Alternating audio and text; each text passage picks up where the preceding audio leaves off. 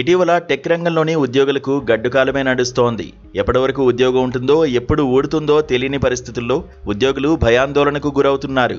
ముఖ్యంగా artificial intelligence రాకతో tech రంగంలోని ఉద్యోగులకు ఈ ఏడాది కష్టకాలమే కొనసాగుతోంది. ఏఐతో ఉద్యోగాలు పోతాయనే ఆందోళనలు రోజురోజుకు తీవ్రమవుతున్నాయి.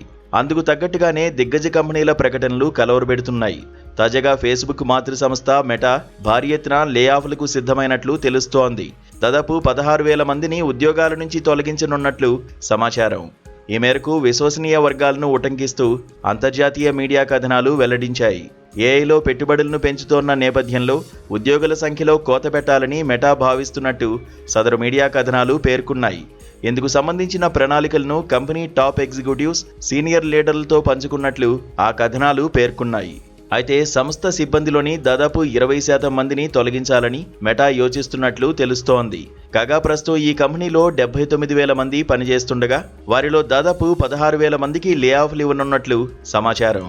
ఇక ఇదే నిజమైతే 2022-23 తర్వాత కంపెనీ చేపట్టబోయే అతిపెద్ద తొలగింపులు ఇవే కానున్నాయి. 2022 చివరిలో 11,000 మందికి లే ఆఫ్లు ఇచ్చిన మెటా ఆ మరుసటి ఏడాదే 10,000 మందిని విధుల్లో నుంచి తొలగిస్తూ నిర్ణయం తీసుకుంది.